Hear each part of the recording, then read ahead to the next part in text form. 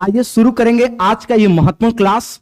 और आज के इस महत्वपूर्ण क्लास के माध्यम से बातचीत की श्रृंखला को आगे की ओर बढ़ाएंगे और हम डिस्कस करने जा रहे हैं आपसे पर्यावरण अध्ययन पर। और हम आपको बता दें, सोमवार, मंगलवार, बुधवार हम लोग शिक्षण कौशल पर चर्चा करेंगे और बृहस्पतिवार, शुक्रवार और शनिवार हम ईवीएस पर पर्यावरण अध्ययन पर बातचीत करेंगे। और बेहतरीन ढंग से आपको नए प्रश्न, महत्वपूर्ण प्रश्न, ऐसे जो बार बार एग्जाम में आने वाले प्रश्न हैं, ऐसे महत्वपूर्ण प्रश्नों के साथ बातचीत की श्रृंखला को आगे की ओर बढ़ाएंगे और डिस्कशन करेंगे। तो चलिए, आप मैक्सिमम के कमेंट्स आ रहे हैं। आप सभी लोगों को वेरी वेरी गुड इवनिंग, आप सभी लोगों को शुभ संध्या। आइए क्लास की शुरुआत करते हैं, सेशन की शुरुआत करते हैं। और ये रहा आपके सामने स्क्रीन पर क्वेश्चन नंबर 1 और लगातार आप पढ़ते रहिएगा और लगातार हम लोग बातचीत करते हुए आगे की ओर बढ़ते रहेंगे। ठीक है, चलिए।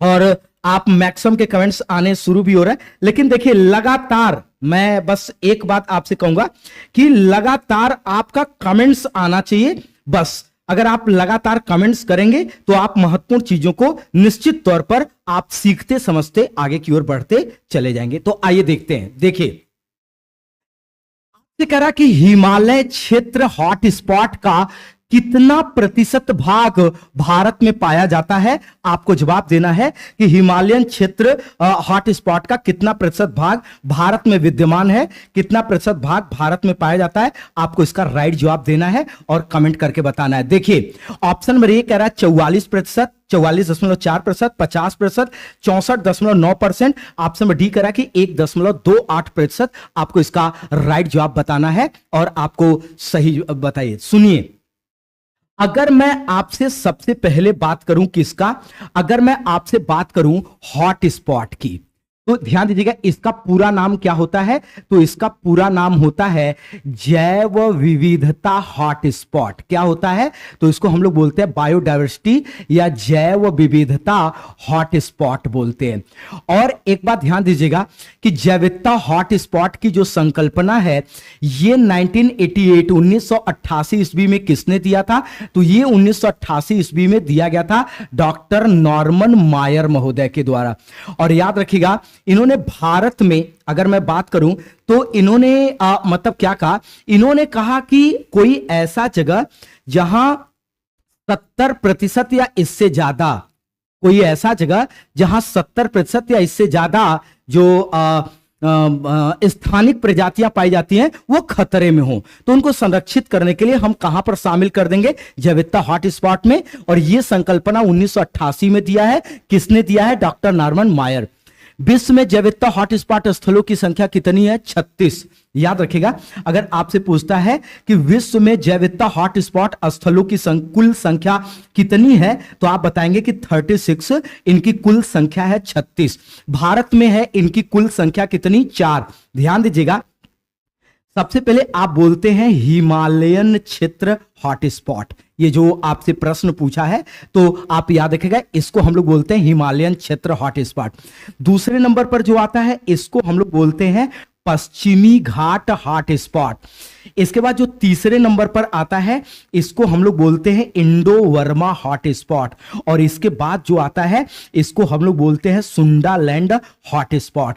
ये ध्यान दीजिएगा कि जो हिमालयन क्षेत्र हॉटस्पॉट है इसका कुल कितना प्रतिशत भारत में विद्यमान है, इसका कुल कितना प्रतिशत भारत में है? तो 44.4% भाग इसका भारत में विद्यमान है। यह बात आपको अच्छे से ध्यान देना है।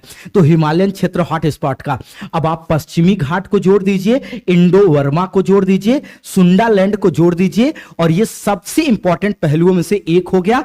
अब आप याद रखिएगा, इसका स्क्रीनशॉट ले लीजिएगा, यह इंपॉर्टेंट है। चलिए, आप पहले का स्क्रीनशॉट लीजिए, आगे की ओर बढ़ेंगे। यस, हो गया, ले लिया। आइए सेशन का अगला क्वेश्चन नंबर 2 लेकर के चलते हैं। पढ़िए और इसका सही जवाब बताइएगा। देखिए, आपको पढ़ना और बताना। देखिए, क्या रहा, किसी भी पारिस्थितिक तंत्र में सर्वोच्च पोषण प्राप्तकर्ता कहलाते हैं। आप बताइए, कोई भी पारिस्थितिक तंत्र हो, यह नहीं कह रहा कि वो कौन सा है, कोई भी पारिस्थितिक तंत्र हो उसमें सबसे उच्च स्तर का पोषण प्राप्तकर्ता कौन कहलाएगा, सबसे उच्च स्तर के पोषण प्राप्तकर्ता के नाम से कौन जाना जाएगा।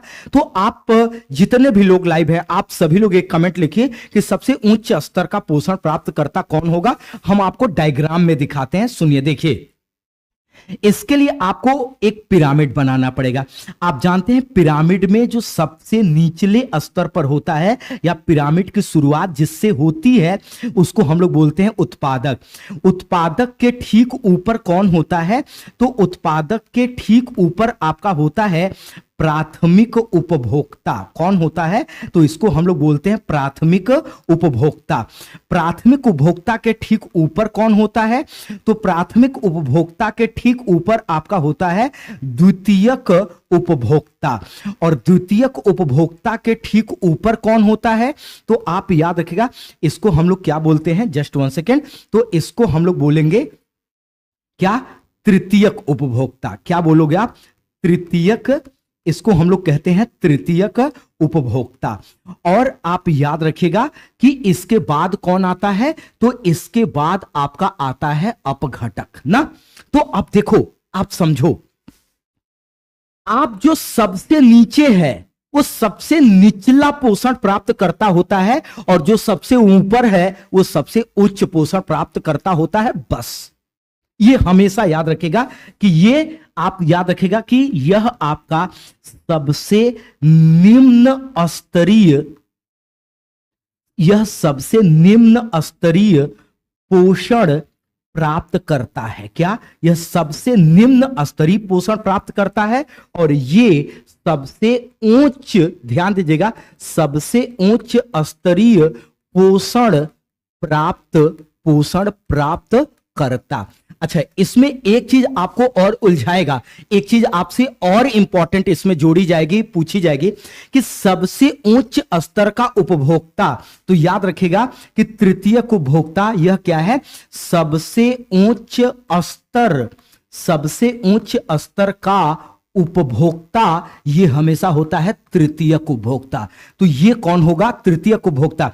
अब देखिए, यहीं पर 3 अलग अलग आपके सामने प्रश्न मौजूद है, और 3 अलग अलग प्रश्नों का आपके सामने उत्तर मौजूद है, 1 2 3। और ये एकदम आसान सा है, बस लोग इसको जटिल करके जो है कि समझाते हैं, प्रस्तुत करते हैं। देखिए, एकदम सरल तरीके का है, ठीक है। तो अब आप सभी लोग जवाब दीजिए। लेकिन देखिए, अभी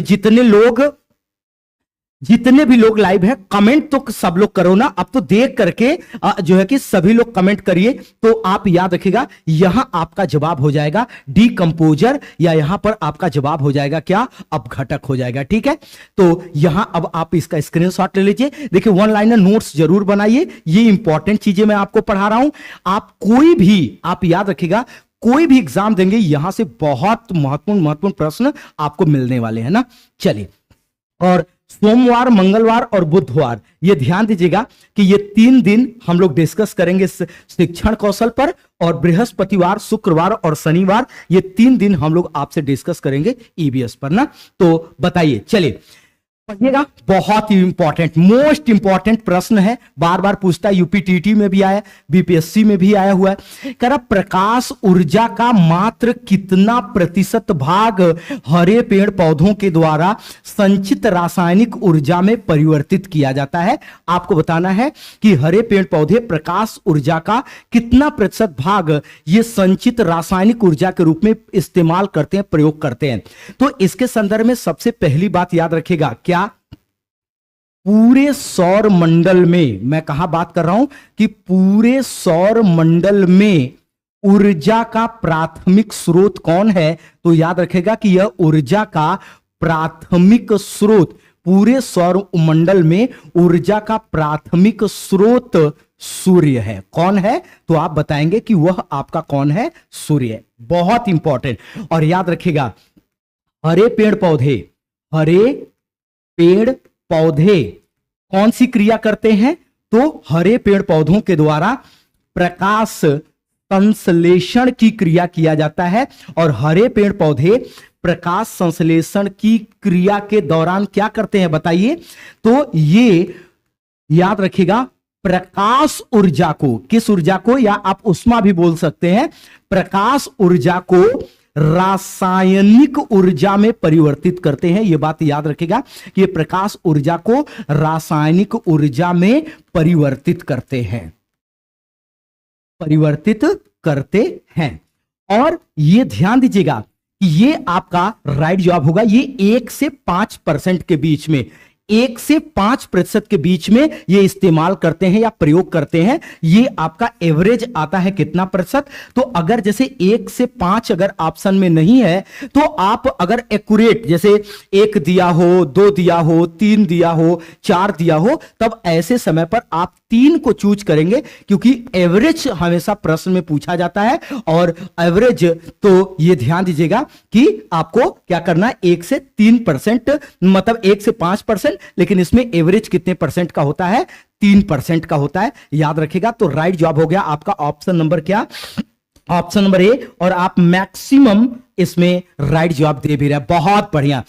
चलिए स्क्रीनशॉट ले लीजिए। आइए सेशन के क्वेश्चन नंबर 4 के क्रम पर चलेंगे और एक परफेक्ट प्रश्न आपके सामने है स्क्रीन पर, पढ़िए और जवाब दीजिए। यहां होना चाहिए भारतीय संविधान में समाजवादी, पंथ निरपेक्ष और अखंडता शब्द कब जोड़ा गया था, बताइए।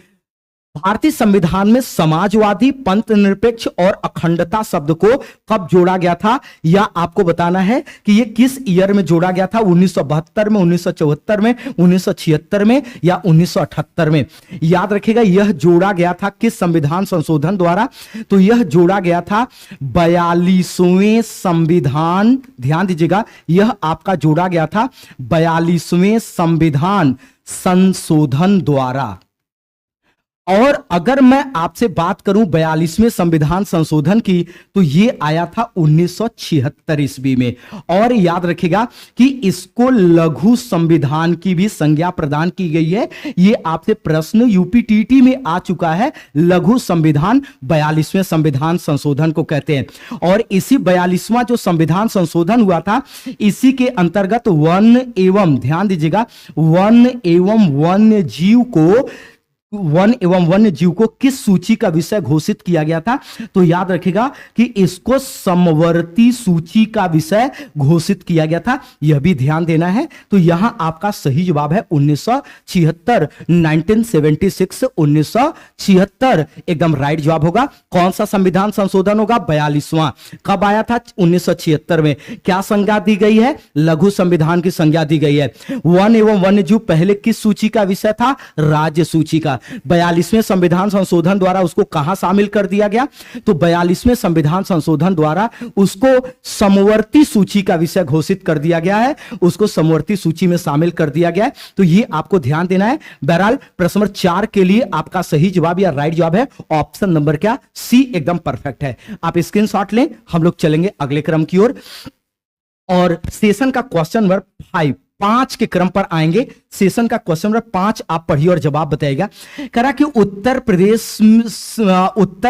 से उत्तरांचल को कब विभाजित किया गया था, आप बताइए। उत्तर प्रदेश से उत्तरांचल कब विभाजित हुआ था, आपको यह बताना है। और जो है कि आपको यहां पर कमेंट करना है। ऑप्शन नंबर ए कह रहा है कि 2000 ईस्वी में, 2002 ईस्वी में, 2004 ईस्वी में, 2006। तो यहां जो उत्तरांचल शब्द का प्रयोग किया गया है ना, ये किस भारत के किस राज्य को लेकर के है, तो आप याद रखिएगा कि इसका जिक्र किया गया भारत के उत्तराखंड राज्य के लिए। और भारत का जो उत्तराखंड राज्य है, आप याद रखिएगा ईवीएस में ये क्वेश्चन आता है कि भारत के किस राज्य को फूलों की घाटियों वाला राज्य कहा जाता है। तो याद रखिएगा कि फूलों की घाटियों वाला जो राज्य है, ये आपका उत्तराखंड जाना जाता है। पहला यहां से प्रश्न हो गया। दूसरा क्या हो गया, याद रखिएगा भारत का पहला राष्ट्रीय उद्यान कहां पर मौजूद है, तो आप बताओगे कि जो भारत का पहला राष्ट्रीय उद्यान है, ये आपका उत्तराखंड के नैनीताल में स्थित है और उसका वर्तमान समय में नाम क्या है, रामगंगा राष्ट्रीय उद्यान। पहले इसी का क्या नाम था, तो याद रखिएगा कि पहले इसी का नाम था जिम कॉर्बेट राष्ट्रीय उद्यान। पहले इसी का क्या नाम था? जिम कॉर्बेट राष्ट्रीय उद्यान। वर्तमान समय में इसका नाम जो है कि बदल करके क्या हो गया है? रामगंगा राष्ट्रीय उद्यान। इसके बाद और आगे बढ़िए तो याद, एक बहुत इंपॉर्टेंट प्रश्न आपसे कहता है कि भारतीय वन्य जीव सर्वेक्षण संस्थान कहां पर मौजूद है? तो भारतीय वन्य जीव सर्वेक्षण संस्थान जो है ये आप याद रखिएगा, ये आपका मौजूद है कहां पर? तो ये आपका मौजूद है उत्तराखंड में। तो ये महत्वपूर्ण बातें आपको याद रखनी है। और उत्तर प्रदेश से उत्तराखंड को अलग किया गया था वर्ष 2000 ईस्वी में, ये आपको ध्यान देना है, बहुत इंपॉर्टेंट है। और इंपॉर्टेंट मतलब मैक्सिमम इंपॉर्टेंट क्वेश्चन है, आप निश्चित तौर पर स्क्रीनशॉट ले लीजिए, फिर आगे की ओर बढ़ते हैं। चलिए स्क्रीनशॉट ले लीजिए, फिर हम आगे की ओर बढ़ते हैं। चलिए कमेंट करते रहिए, लेकिन देखिए मतलब देखिए जो थोड़ा सा गंभीर विद्यार्थी है, जो ऐसे विद्यार्थी जो अच्छे नंबर लाते हैं, निश्चित तौर पर वो क्या करते हैं? इंपॉर्टेंट चीजों को नोट करते हैं, रिवीजन करते हैं और प्रश्न संबंधित कमेंट करते हैं। तो ये चीजें आपके अंदर निश्चित तौर पर होनी चाहिए, ये आप ध्यान दीजिएगा, ठीक है। और जो इधर उधर नॉन सीरियस है, आप ये भी जानते हैं कि आप इधर उधर अगर कुछ कमेंट कर रहे हैं तो आप हाइड भी हो सकते हैं, आप इस बात को याद रखिएगा। तो अच्छे से आप पढ़िए और आगे की ओर बढ़िएगा, ठीक है। चलिए कमेंट एकदम परफेक्ट कमेंट करिएगा और आगे की ओर बढ़िएगा ना, यस, ठीक है। चलिए आइए अगले नंबर पर आते हैं, सेशन का क्वेश्चन नंबर 6 क्या कह रहा है आप बताइए। कह रहा है कि जम्बू द्वीप का जनसंख्या के आधार पर क्या स्थान है? बताइए, जम्बू द्वीप का जनसंख्या के आधार पर स्थान क्या है? पहला है, दूसरा है, तीसरा है या चौथा है? आपसे क्या पूछा है कि जम्बू द्वीप का बताइए कि क्या जो है कि जनसंख्या के आधार पर क्या स्थान है। आप सभी को कमेंट करना है और आपको राइट जवाब कमेंट करना। चलिए सभी लोग कमेंट करिए और राइट जवाब यहां से कमेंट करिएगा। चलिए मैक्सिमम, लेकिन सभी लोगों का कमेंट्स आना चाहिए। तो सुनिए, देखिए अगर मैं जम्बू द्वीप की बात करूं तो ध्यान दीजिएगा, आप क्या क्या बोलते हो? आप कहते हो भारत खंडे, आप भारत का क्या क्या नाम है? तो आप ध्यान दीजिएगा, आप सबसे पहले बोलते हो जम्बू द्वीप, फिर आप क्या बोलते हैं? फिर आप बोलते हैं भारत खंडे, फिर क्या बोलते हैं? इसी को आर्यावर्त, आर्यावर्त। फिर और क्या आप बोलते हो? तो आप इसी को बोलते हो हिंदुस्तान। और फिर इसी को आप क्या बोलते हैं? बोले थे भारत का इंडिया। और फिर आपका क्या हो गया? भारत हो गया। तो जम्बू द्वीप, आर्यावर्त, भरत खंडे और हिंदुस्तान, इंडिया, ये भारत का ये नाम है। और याद रखिएगा वर्तमान समय में भारत जनसंख्या के मामले में विश्व में प्रथम स्थान पर है। और संयुक्त राष्ट्र संघ ने ये रिपोर्ट भी जारी किया, संयुक्त राष्ट्र संघ ने ये बताया कि भारत पूरी दुनिया में जनसंख्या के मामले में प्रथम स्थान पर है। तो ये भी बात आपको ध्यान देना है, ठीक है। क्लियर हुआ? यस, बहुत बढ़िया। आइए चलिए, तो ये देखिए ये आपके नाम है, ये सब नाम बदल करके भी आपसे पूछा जा सकता है। आइए अगले क्रम पर आते हैं। बताइए, उत्तर प्रदेश के संदर्भ में असत्य कथन की पहचान करें। आप असत्य कथन को पहचानिए और आप उसके लिए राइट जवाब बताइएगा। आप सभी का कमेंट्स आना चाहिए। तो बताइए, देखिए ऑप्शन नंबर ए कह रहा है कि भारत का जो उत्तर प्रदेश का राजकीय पक्षी है वो क्रॉन्च है। उत्तर प्रदेश का जो राजकीय पशु है वो बारहसिंघा है। कह रहा कि इनका जो राजकीय पुष्प है वो कमल है। और आपसे कह रहा कि जो राजकीय खेल है वो आपका हॉकी है। तो आपको उत्तर प्रदेश के संदर्भ में निगेटिव स्टेटमेंट या उत्तर प्रदेश के संदर्भ में नकारात्मक स्टेटमेंट ढूंढना है, बताना है। तो ये ध्यान दीजिएगा कि अगर मैं आपसे बात करता हूं कि इनके राजकीय पुष्प के बारे में, तो ये आपका यहां पर गलत दिया है। ये आपका किसका हो जाएगा? ये भारत का राष्ट्रीय पुष्प क्या होता है? कमल होता है। और अगर हम उत्तर प्रदेश के राजकीय पुष्प की बात करते हैं तो याद रखेगा कि पलाश या इसी को टेंसू कहा जाता है। इसी को क्या बोला जाता है? टेंसू बोला जाता है। ये आपको ध्यान देना है। तो उत्तर प्रदेश का जो महत्वपूर्ण राजकीय पक्षी है वो क्रॉन्च है। और इसी को क्या कहा जाता है? तो इसी को सारस या क्रॉन्च कहा जाता है। उत्तर प्रदेश के राजकीय पशु का क्या नाम है? बारहसिंगा। उत्तर प्रदेश के राजकीय पुष्प का क्या नाम है? पलाश या टेसू। और कमल ये भारत का राष्ट्रीय जो है कि पुष्प है। और राजकीय खेल क्या है? तो ये आपका हॉकी है, इस बात को याद रखिएगा। तो राइट जवाब है ऑप्शन नंबर सी। बोलिए, मैक्सिमम जवाब दिया और क्या बात है, एकदम तगड़ा, बहुत बढ़िया। देखिए ऐसे मतलब एकदम अच्छे से आप कमेंट करिए, जब करेंगे तो आप बहुत कुछ अच्छा सीखेंगे, ये आप याद रखिएगा, ठीक है। तो 7 के लिए सही जवाब है ऑप्शन नंबर सी 8। बहुत बढ़िया, बताइए प्रश्न नंबर 8 पढ़िएगा।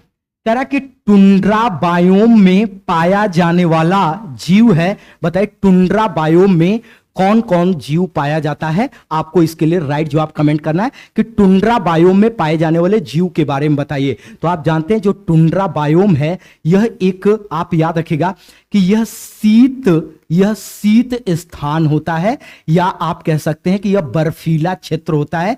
ये क्या, तो आपको यह ध्यान देना है कि यह आपका महत्वपूर्ण रूप से कैसा क्षेत्र होता है? बर्फीला क्षेत्र होता है। और यहां पर कौन, तो याद रखिएगा रेंडियार नामक जीव पाया जाता है, जो बिल्कुल कुत्ते के समान होता है। सील मतलब सील मछली एक ही में था, तो ये सील और विभिन्न प्रकार की मछलियां पाई जाती हैं। तो राइट जवाब है option number A. Tundra biome में क्या क्या पाया जाता है? तो सबसे इंपॉर्टेंट है रेंडियार। याद रखिएगा यह जीव टुंड्रा बायोम में ही पाया जाता है, यह बहुत इंपॉर्टेंट है, ठीक है। मैक्सिमम कमेंट भी कर रहे हैं, क्लियर हुआ? यस, बहुत बढ़िया। देखिए कमेंट करते रहिए और आप एकदम अच्छे से आगे की ओर बढ़ते रहेंगे। यस, चलिए आइए अगले क्रम पर चलते हैं और सेशन का क्वेश्चन नंबर 9 बहुत इंपॉर्टेंट है। बताइए मानव शरीर की सबसे बड़ी ग्रंथि पिट्यूटरी ग्रंथि, यकृत है, स्टेपीज है या फीमर है? आपको बताना है, चलिए बताइएगा। बताइए, सबका कमेंट आना चाहिए। मानव शरीर की सबसे बड़ी ग्रंथि का नाम बताइए। फीमर, आप याद रखिएगा ये कहां पाई जाती है? ये जांघ की हड्डी है। ये क्या? जांघ की हड्डी है। और याद रखिएगा मानव शरीर की सबसे बड़ी हड्डी का नाम बताइए। तो आप बताएंगे कि मानव शरीर की सबसे बड़ी हड्डी का नाम बताइए। तो मानव शरीर की सबसे बड़ी हड्डी है फीमर। कहां पाई जाती है? जांघ में।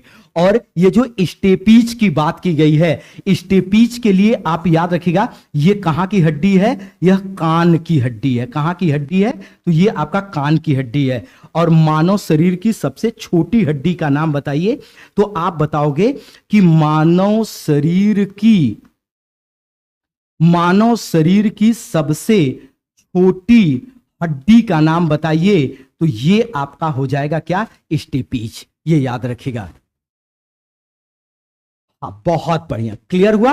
और लीवर, यस। और मैक्सिमम इसका राइट जवाब ऑप्शन नंबर बी, यकृत दे रहा है। बहुत बढ़िया, हाँ बहुत बढ़िया, यस बहुत बढ़िया। देखिए ऐसे जब कमेंट करेंगे ना, तब चीजें आप एकदम अच्छे से सीखेंगे, अच्छे से जानेंगे। आइए अगले क्रम पर चलते हैं, चलिए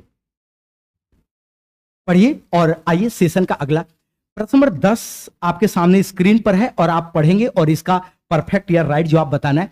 कह रहा कि भारत की पहली रेल कब चली थी? बताइए 1851 में, 1853 में, 1859 में, या ऑप्शन नंबर डी कह रहा है इनमें से कोई नहीं। अगर आप ध्यान दीजिएगा, अगर आप थोड़ा सा अगर बिना संभले अगर आप जवाब देंगे तो आपका जवाब गलत हो जाएगा। सुनो पूछा क्या है, भारत की पहली रेल कब चली थी? अब आप इस प्रश्न का जवाब दीजिए और मैं उम्मीद करता हूं आप सभी लोग इसका एकदम परफेक्ट जवाब बता ले जाएंगे। आप सभी का जवाब आना चाहिए। देखिए अगर मैं आपसे बात करूं कि भारत की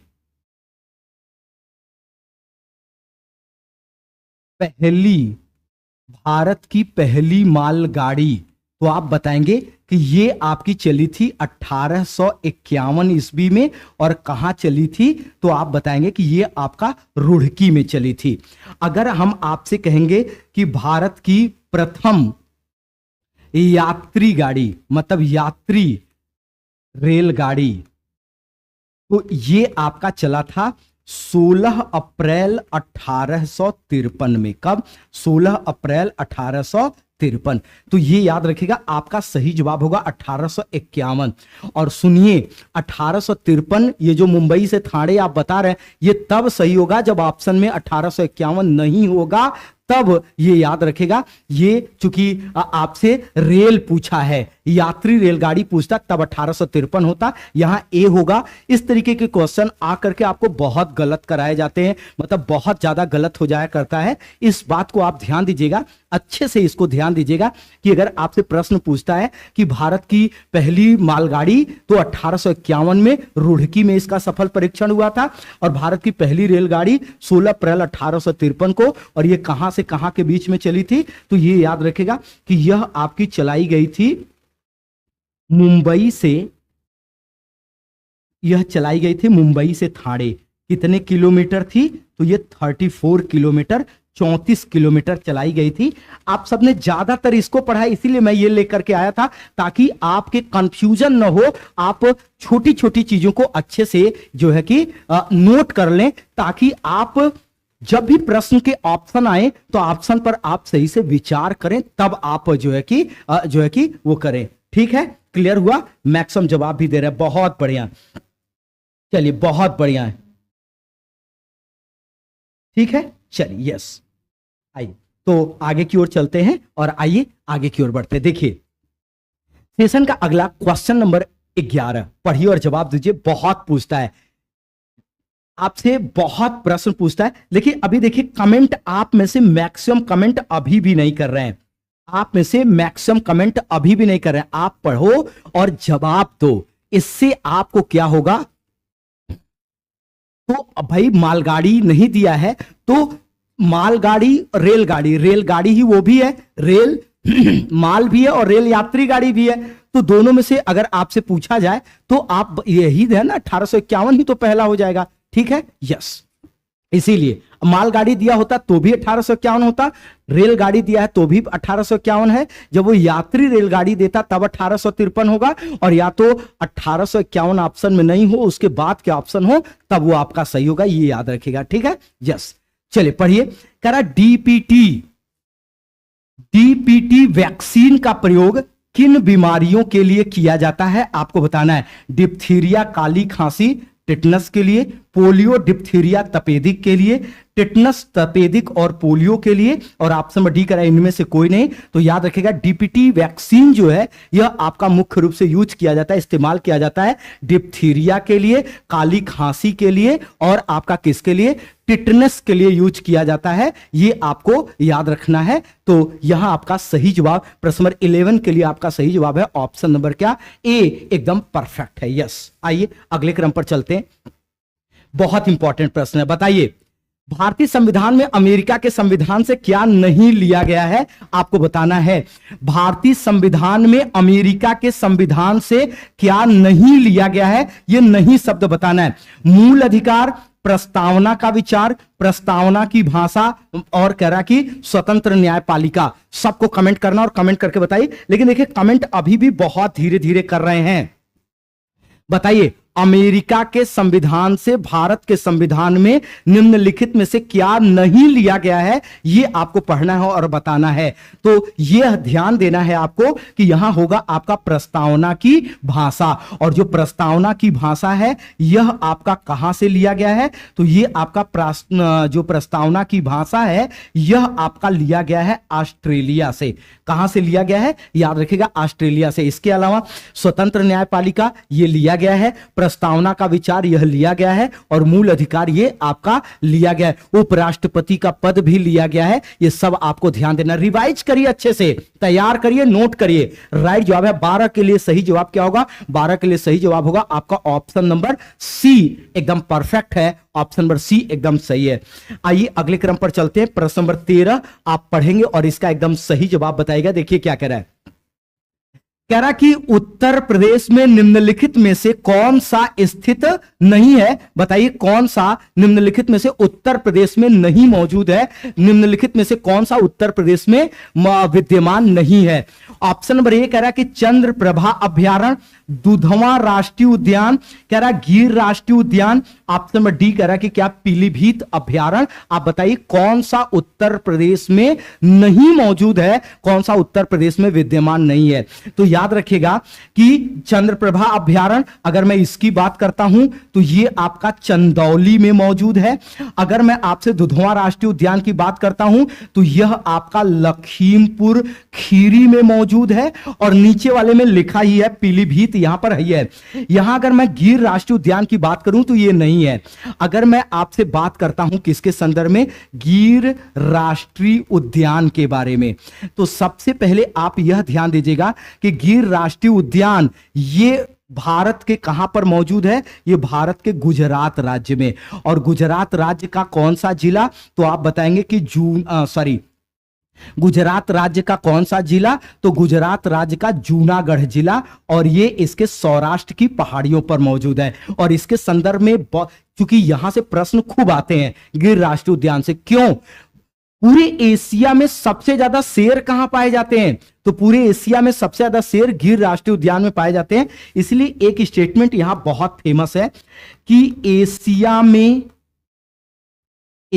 में शेरों के लिए, एशिया में शेरों के लिए स्वर्ग, एशिया में शेरों के लिए स्वर्ग किसे कहा जाता है, तो गिर राष्ट्रीय उद्यान को कहा जाता है।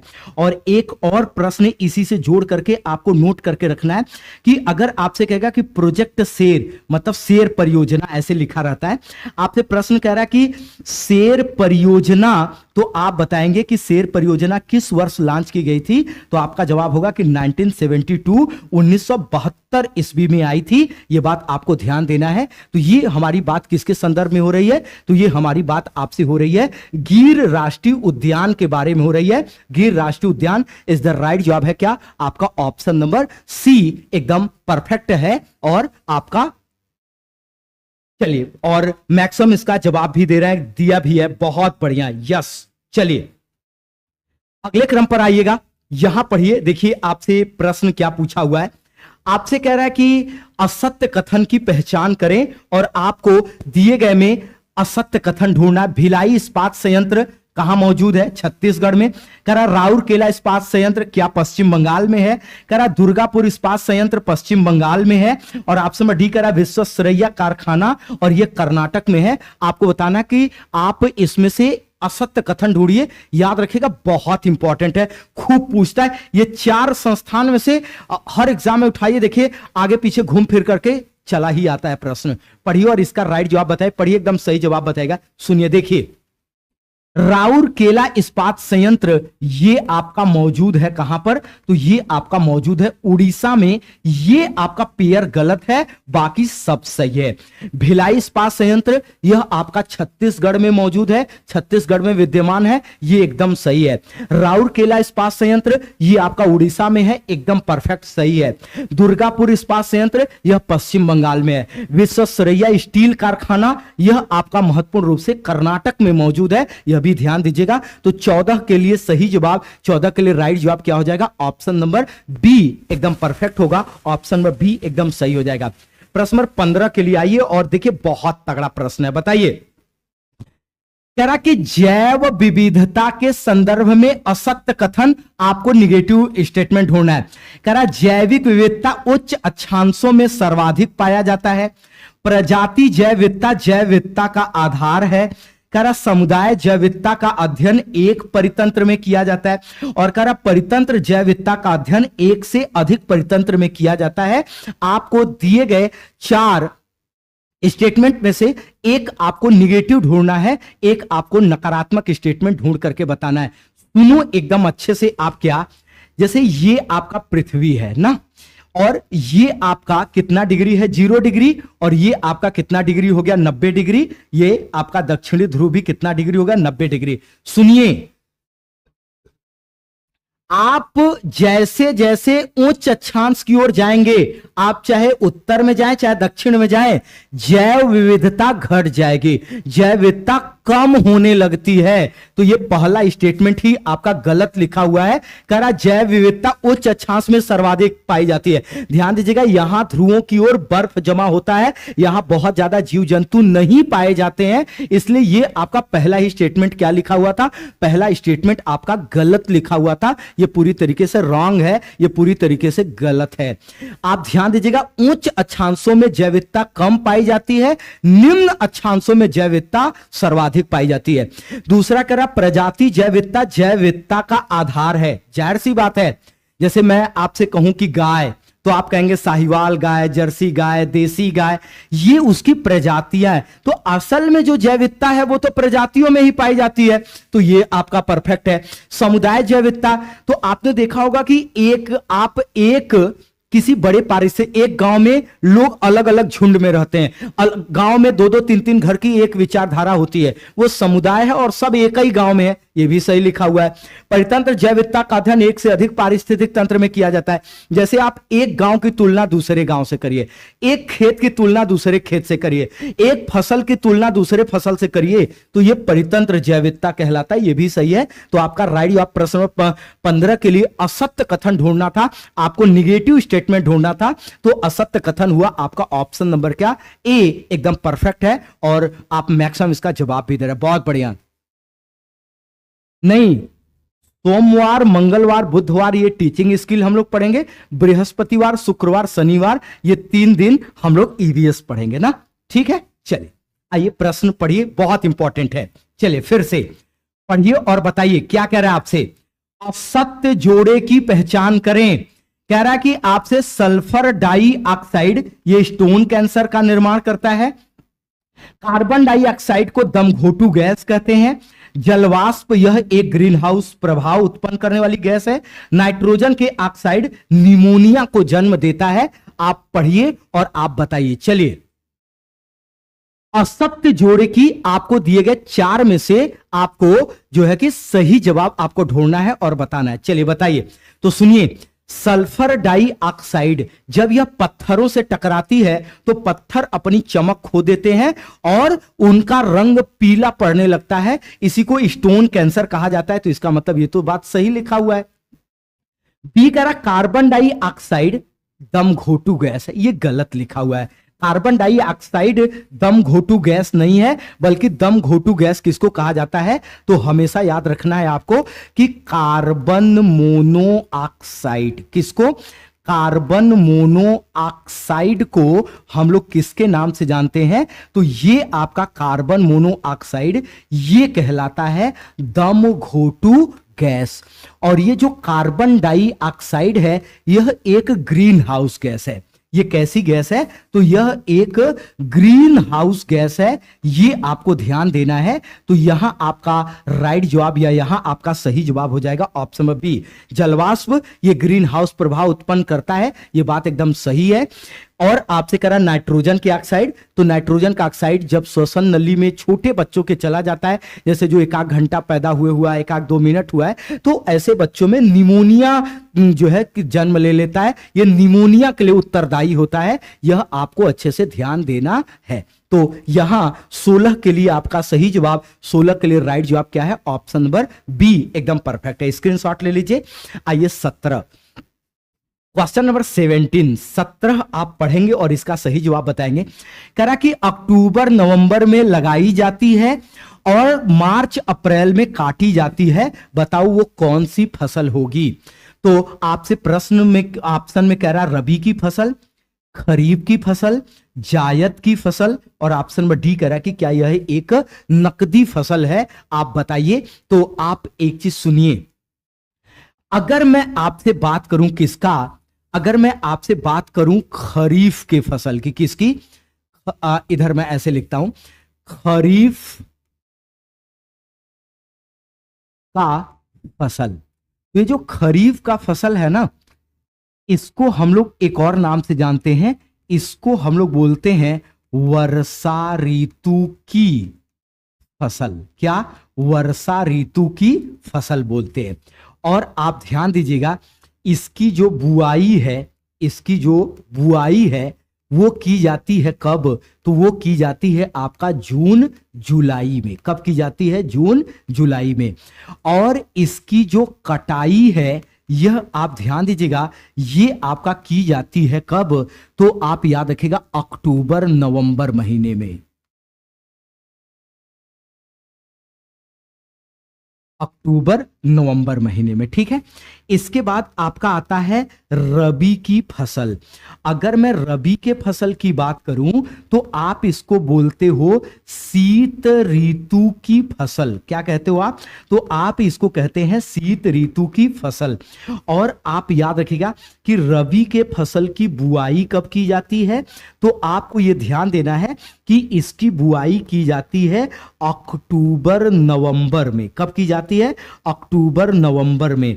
और इसकी कटाई कब की जाती है? तो याद रखिएगा इसकी कटाई की जाती है आपका मार्च और अप्रैल माह में। अब एक आपका बचा क्या? अब आपका एक बचा जायद की फसल। जायद के फसल को हम किसके नाम से जानते हैं? तो इसको हम लोग बोलते हैं ग्रीष्म ऋतु की फसल। क्या बोलते हो? ग्रीष्म ऋतु की फसल। अगर मैं इसके बुआई की बात करता हूं तो याद रखिएगा कि ये इसकी बुआई होती है मई जून माह में। कब? मई जून माह में। और इसकी कटाई कब की जाती है? तो याद रखिएगा इसकी कटाई की जाती है जून जुलाई माह में। तो ये आपका मुख्य रूप से क्या हो गया? रबी खरीफ जायद। बहरहाल आपका दिए गए प्रश्न के अनुसार सही जवाब, आपका प्रश्न का परफेक्ट जवाब है रबी की फसल। और याद रखिएगा जब हम नकदी फसल की बात करेंगे तो नकदी फसल वो फसल होता है जिसको हम पैसा कमाने के उद्देश्य से बोते हैं और उसको हम फिर बेच देते हैं। वो रबी की भी हो सकती है, खरीफ में भी आ सकता है और वो जायद में भी आ सकता है। आप इसको याद रखिएगा। चले आप स्क्रीनशॉट ले लीजिए। हाँ, यस, ठीक है। और खरीफ की फसल से शुरुआत होती है और खत्म किस फसल पर कृषि वर्ष होता है? जायद की फसल पर। अगले क्रम पर आएगा, बहुत तगड़ा प्रश्न है, बताएं ग्रीन गोल्ड क्रांति का संबंध किससे है? बताइए, ग्रीन गोल्ड क्रांति का संबंध किससे है ये आपको बताना है। ऑप्शन नंबर ए करा केसर उत्पादन से, बी करा भिंडी उत्पादन से, सी करा अंडा उत्पादन से, डी करा चाय उत्पादन से। तो देखिए, अगर आपके सामने आएगा केसर उत्पादन तो हमेशा बताएगा कि सेफ्रान क्रांति का संबंध किससे है? आप बताओगे केसर उत्पादन से है। एक प्रश्न आपसे कहता है कि परामनी क्रांति का संबंध किससे है? तो ये जो परामनी क्रांति है इसका संबंध भिंडी उत्पादन से होता है।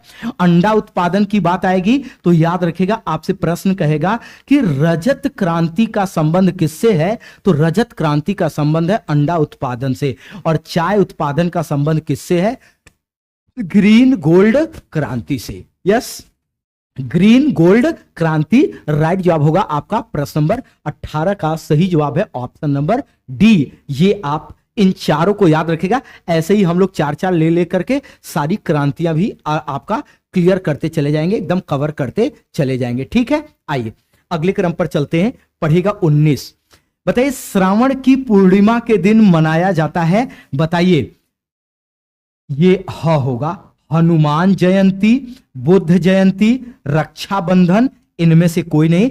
श्रावण मास की जो अभी सावन महीना चल रहा है ना, पूछ रहा सावन महीना के पूर्णिमा के दिन हम कौन सा त्योहार मनाते हैं? तो ध्यान दीजिएगा कि सावन की पूर्णिमा के दिन हम लोग जिस त्योहार का आयोजन करते हैं वो त्योहार है रक्षाबंधन। रक्षाबंधन का आयोजन हर साल प्रत्येक वर्ष कब किया जाता है? श्रावण मास सावन महीने की पूर्णिमा के दिन किया जाता है। तो राइट जवाब या सही जवाब क्या होगा? आपका ऑप्शन नंबर सी एकदम सही है। ऑप्शन नंबर सी एकदम परफेक्ट है। ठीक है, क्वेश्चन नंबर 20 ये आप पढ़िए और जवाब बताइएगा। देखिए आपसे क्या कह रहा है। कह रहा कि एक पारिस्थितिक तंत्र में मुख्य रूप से कौन से दो घटक होते हैं?